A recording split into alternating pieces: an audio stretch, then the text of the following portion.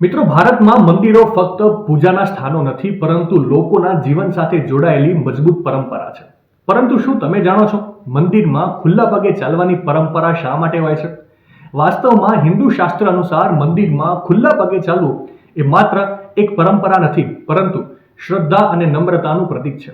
નિષ્ણાંતોના મત મુજબ જ્યારે આપણે ચપ્પલ વિના મંદિરના ફ્લોરને સ્પર્શ કરીએ છીએ, ત્યારે આપણું મન આપમેળે શાંત થઈ જાય છે. પૃથ્વી સાથે સીધો સંપર્ક માનસિક સ્થિરતા પ્રદાન કરે છે. આયુર્વેદ અનુસાર આપણા પગના તળિયામાં ઘણા મહત્વપૂર્ણ એક્યુપ્રેશર બિંદુઓ હોય છે.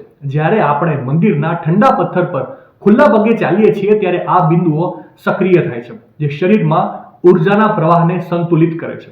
આ પ્રક્રિયા રક્ત પરિભ્રમણમાં સુધારો કરે છે, થાક ઘટાડે છે અને માનસિક તાણ દૂર કરે છે. કેટલાક આયુર્વેદિક સાધકો એવું પણ માને છે કે મંદિરમાં ખુલ્લા પગે ચાલવું એ કુદરતી ઉપચારનો એક પ્રકાર છે. બસ એટલા માટે જ આજે પણ મંદિરોમાં ખુલ્લા પગે ચાલવાની પરંપરા છે. માહિતી સારી લાગી હોય તો રીલને વધારે શેર કરજો અને આવી જ અવનવી માહિતી માટે સંદેશ ડિજિટલ સાથે જોડાયેલા રહેજો.